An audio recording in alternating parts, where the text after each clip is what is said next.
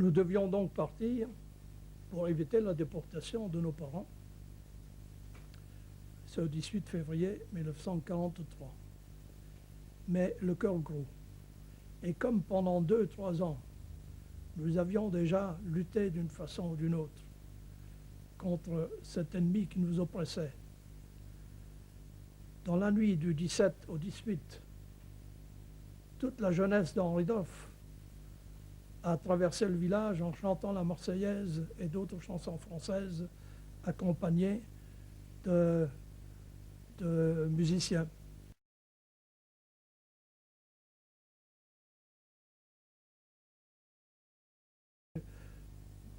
On était arrivé à cette gare d'Arteviller, beaucoup de jeunes qui avaient le cœur gros comme moi, et qui, à leur façon aussi, ne voulaient pas partir.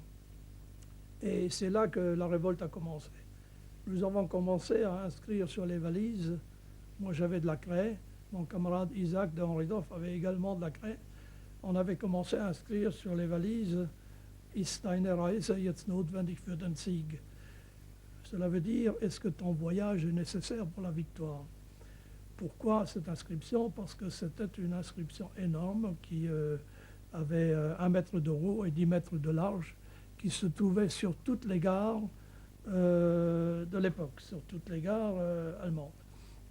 Alors c'était un peu les ridiculiser de marquer sur nos valises, nous qui devions partir donc au RAD, de marquer là-dessus « Ist deine Reise jetzt notwendig für den Sieg ?» Est-ce que ton voyage est nécessaire pour la victoire? Et c'est là qu'on a commencé aussi à chanter le français. Vous savez que tout ce qui était français était strictement interdit. À chanter la Marseillaise, et c'était le début de la révolte. Cette révolte qui s'est ensuite agrandie, développée au fur et à mesure de l'arrivée dans d'autres gares.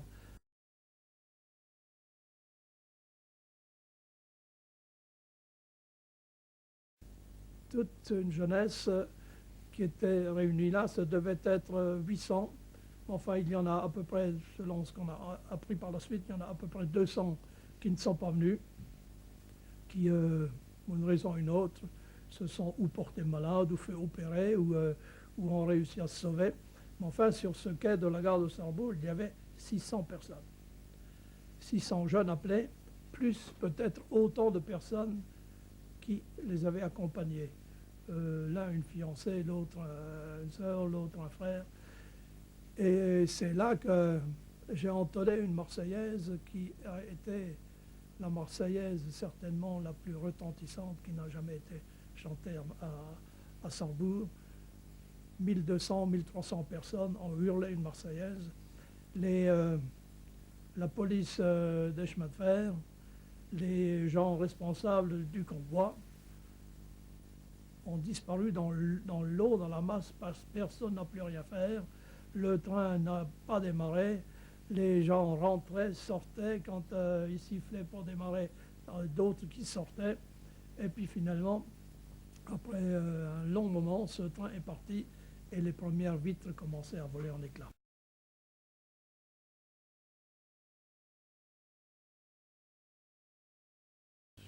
Le train est arrivé à peu près avec 1h30 de retard à Sarreguemines.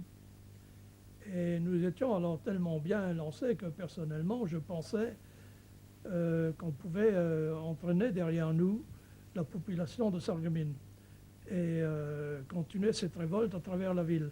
Nous devions nous rendre dans la caserne d'artillerie, mais quand nous sommes arrivés à la gare de Saverne, le quai de la gare était déjà entouré de Gestapo, de Schupo, de Schutzpolizei et de SS et de militaires. C'est-à-dire on était rapidement encerclés. Et quand j'ai vu ça, j'ai levé ma valise qui était pleine d'inscriptions et j'ai crié « Räder müssen rollen für den Sieg », c'est-à-dire ça c'était une autre inscription qu'il y avait sur les gares. Les roues doivent rouler pour la victoire. Räder müssen rollen für den Sieg. und eure Köpfe werden rollen nach dem Krieg, c'est-à-dire, et vos têtes rouleront après la guerre. Alors, il y a un chupot qui s'est dirigé vers moi, la matraque en l'air, et j'ai eu un coup de matraque dans la nuque et un coup de pied dans le dos. Et c'est là que j'ai entonné la Marseillaise, et alors là encore, 600 personnes ont hurlé une Marseillaise mémorable à Sarreguemines, sur le quai numéro 1 de la gare de Sarreguemines.